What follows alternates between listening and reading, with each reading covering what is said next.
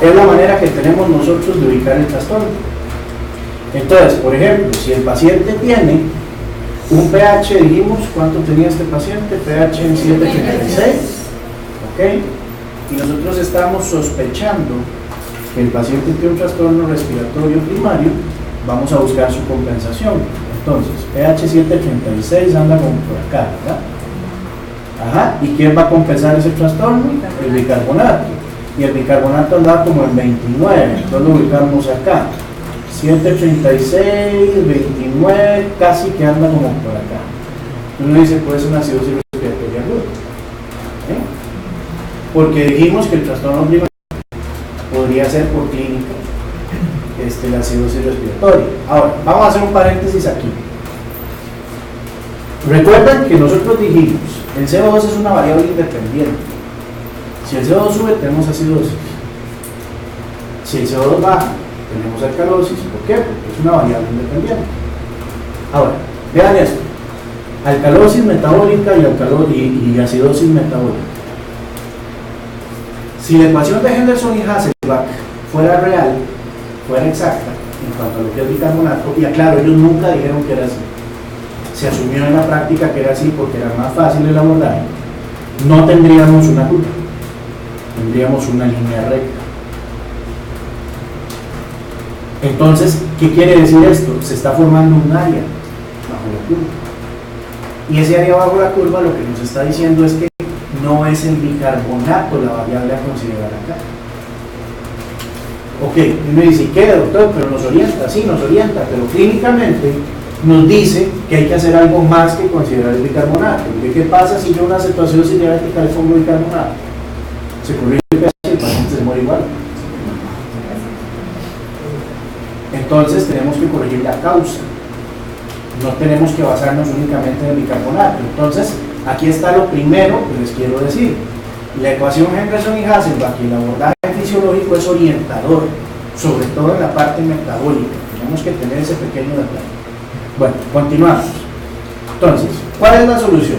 Bueno, andar un normograma siempre o andar el normograma en el iPhone, en el teléfono Bluetooth, que ahora van por todos lados los teléfonos Bluetooth. Y ese programito usted mete los datos y le dicen, tiene un doble trastorno. No tiene un doble trastorno. Está bien. O memorizarnos unas formulitas. Más fácil la del iPhone, ¿verdad? Ok. Vean qué interesante es. Esta principalmente es la fórmula mágica. Esta.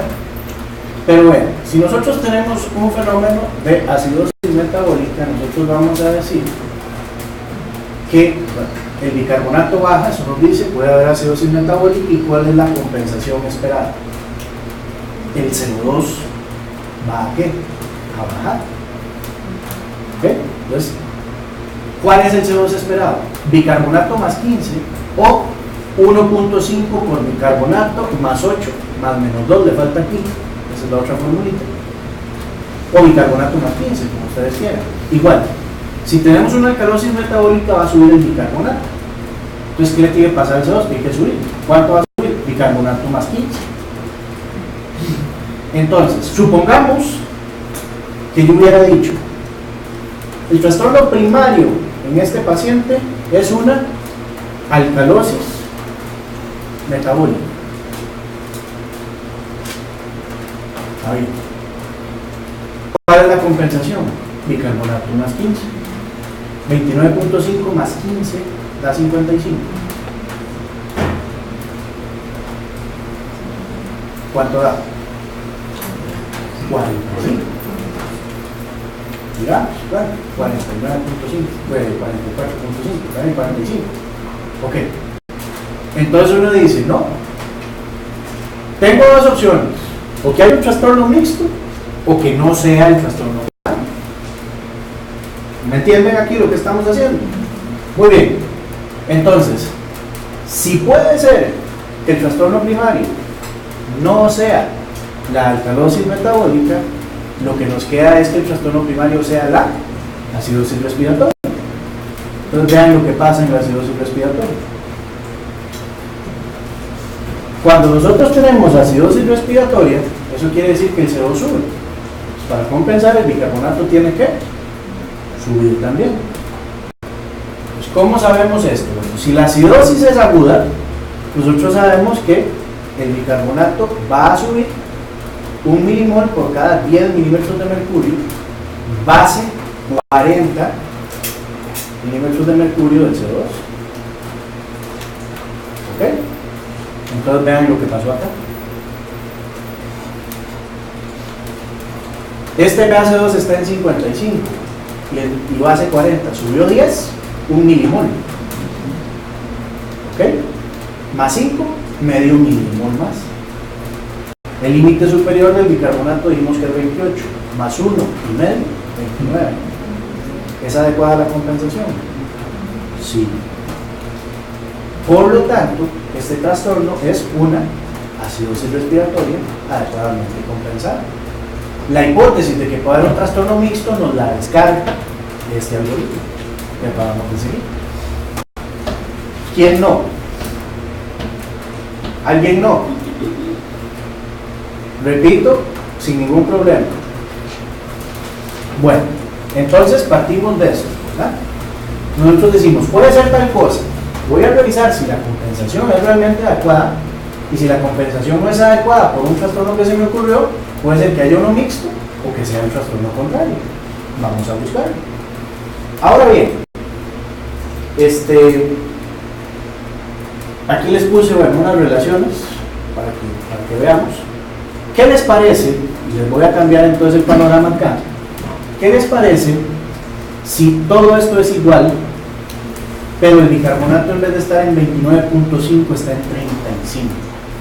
¿Qué podrían decirme de eso? pH 736, pH 255 y bicarbonato en 35.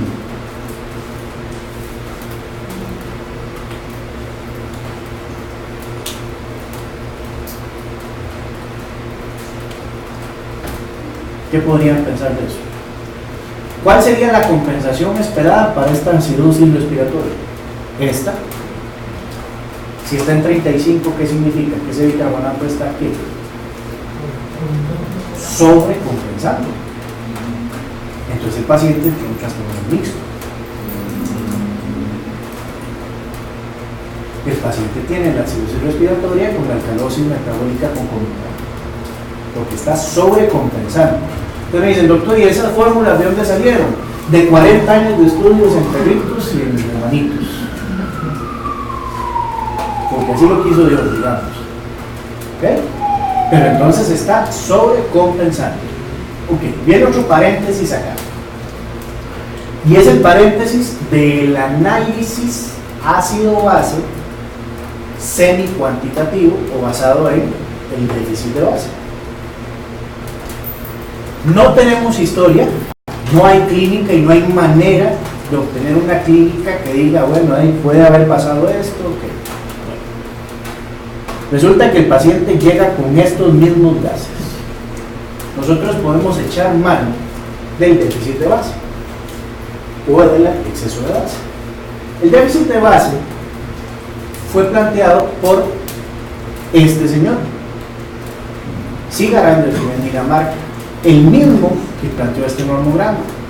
Y él dijo, precisamente para obviar estos defectos a la hora de la práctica, porque estamos conscientes que el abordaje es inexacto, porque no considera todas las variables, no considera los ácidos débiles, etcétera, en la solución, vamos a plantear una medida que se llama exceso de base o déficit de base. Esa medida se deriva del bicarbonato y también de observaciones en donde, dependiendo del bicarbonato y de la condición del paciente, iba subiendo el déficit de base linealmente o iba bajando linealmente, como una manera de hacer una variable inexacta un poco más exacta. Ahora bien, ¿cómo definimos el déficit o exceso de base? El déficit de base es la cantidad de bicarbonato que yo necesito para, dejando el CO2 constante en 40, yo pueda llevar el pH a 7.4. Paciente tiene un pH por debajo de 7.4, tiene acidemia, entonces yo no modifico el CO2, ¿cuánto bicarbonato ocupo para normalizar ese pH? El exceso de base, por el contrario, es cuánta base me sobra, o sea, cuánto hidrógeno ocupo. Me sobra carga negativa, necesito carga positiva. Entonces, tengo un pH por arriba de 740 alcalino, ¿cuánto hidrógeno necesito para, dejando el CO2 constante, bajar ese pH? Entonces, puede ser normal de -3 a +3. ¿Qué pasa si este paciente no tenemos historia, no sabemos si es una alcalosis metabólica o no sabemos si es una acidosis respiratoria, el trastorno primario, pero su déficit de base está en -5? ¿Hay déficit de base o exceso de base? Hay déficit de base. Por lo tanto, se generó deuda de base. El trastorno primario fue una acidosis. Si yo me fijo en el -5 del déficit de base, digo, sí, el trastorno primario es una acidosis respiratoria, es la acidosis. Ahora, aclaro, el hecho de que yo use el déficit de base para orientar el trastorno primario no quita que tenga que ver la compensación también, porque yo puedo tener igual un bicarbonato en 35 y un déficit de base en -5. Eso nada más me dice que el trastorno primario que se generó fue la acidosis respiratoria, pero igual tengo que ver si está sobrecompensada o no, porque si está sobrecompensada esa acidosis respiratoria tiene una alcalosis metabólica asociada. Vamos entendiendo el asunto.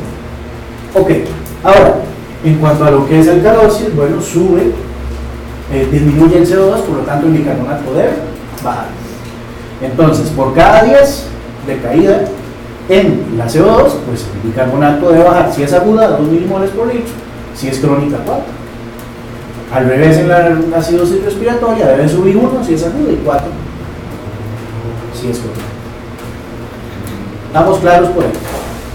Entonces, si la compensación es mayor a lo esperado, hay solo dos desórdenes: PCO2 muy baja, alcalosis respiratoria concomitante; PCO2 muy alta, acidosis respiratoria concomitante; HCO3, bicarbonato muy bajo, acidosis metabólica concomitante; o muy alto, alcalosis metabólica concomitante. Bueno, efectos que tenemos por acá. Bueno, en cuanto a la acidosis, ya ustedes saben, la acidosis cardiovascularmente es un potente vasodilatador, depresor de la función miocárdica. En pulmón pues genera todo lo contrario, como lo vimos en la primera clase. Disminuye la presión arterial media, gasto cardíaco, la respuesta a catecolaminas. Por eso a nosotros no nos gusta tener pacientes acidémicos y con vasopresores. Tenemos que tener cuidado también de que la molécula muchas veces de catecolamina es ácida también, entonces eso nos podría empeorar la acidosis y aumenta el potencial algomogénico.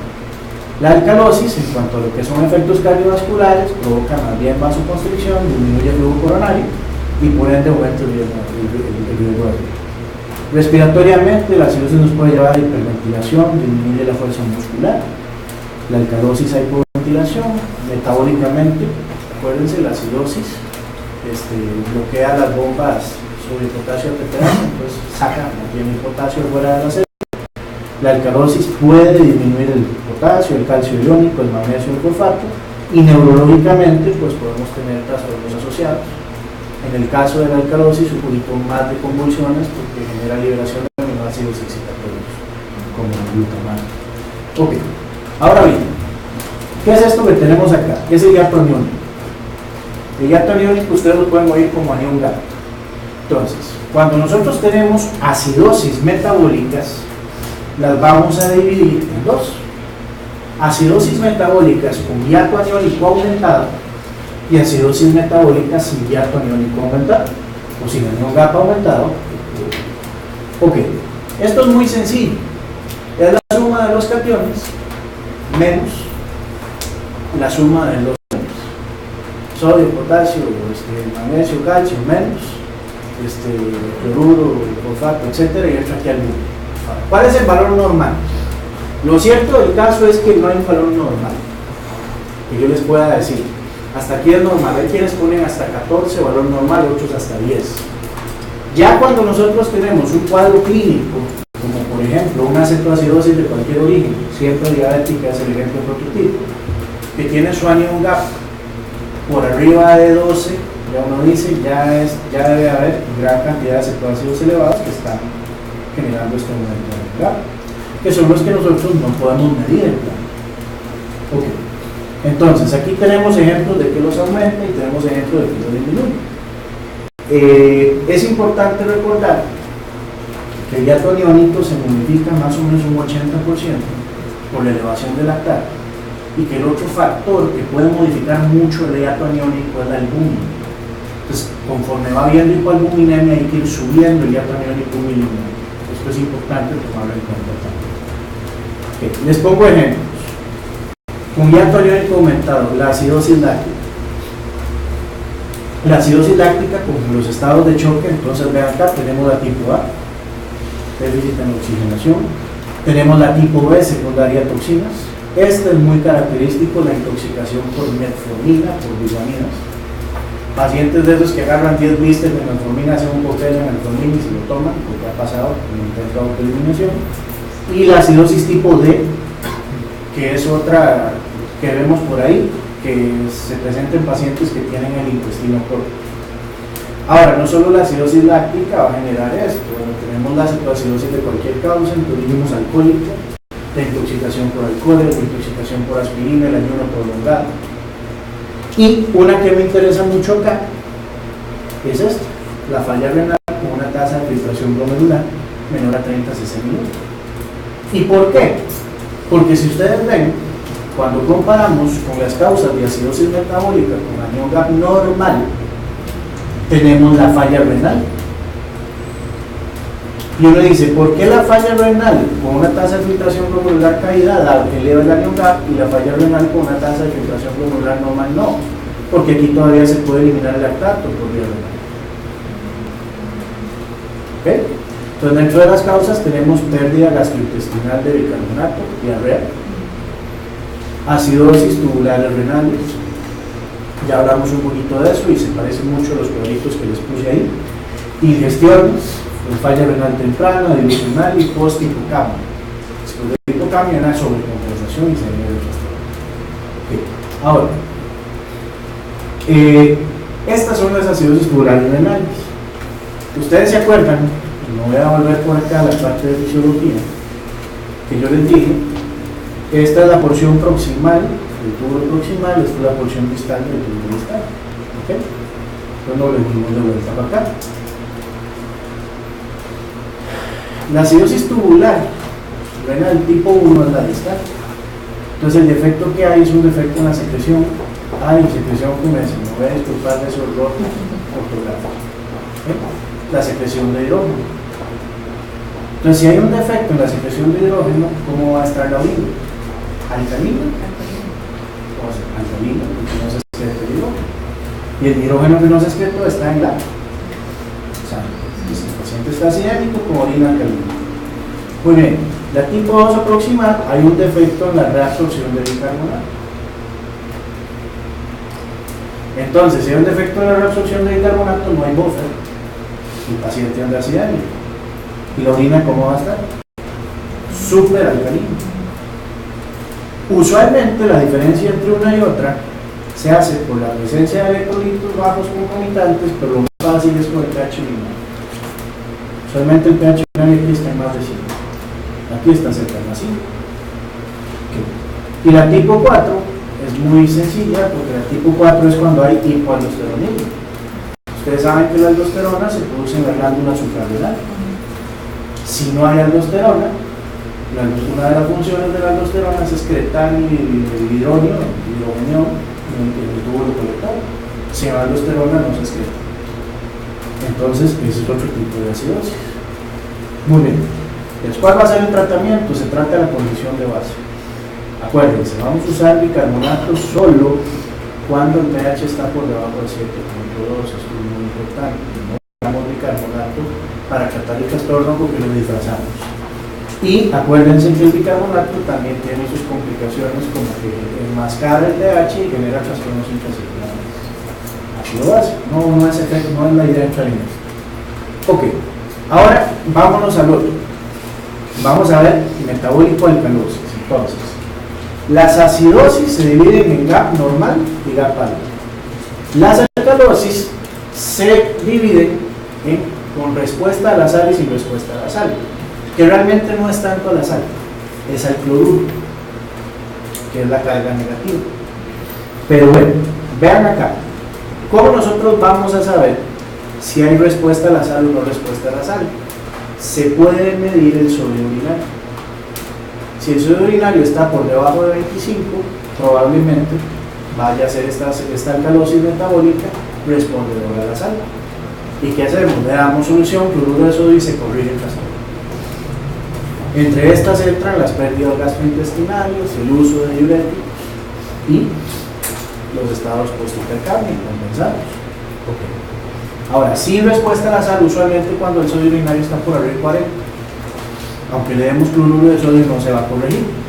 Y el que voy a mencionar aquí, porque las otras son, bueno, la hipocalemia severa, el potasio bajo severo es fácil, pero el Bartel no lo tocamos, no quiero enredar el asunto, es el estado de hiperaldosteronismo.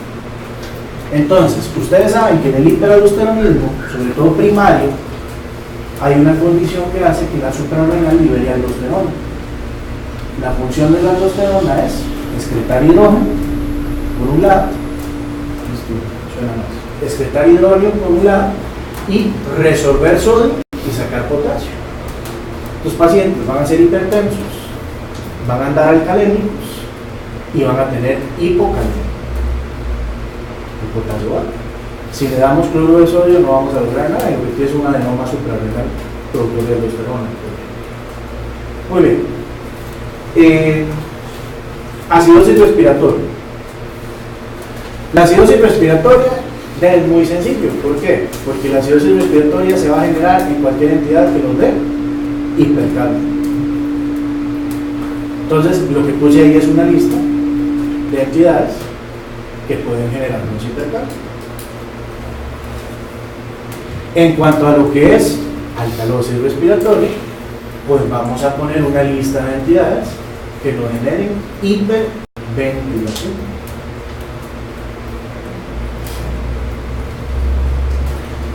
¿Por qué es más sencillo el abordaje respiratorio? Porque es una variable constante, no es una variable derivada, una variable independiente. O el CO2 se sube o el CO2 se baja. Punto. Bueno, entonces, un casito.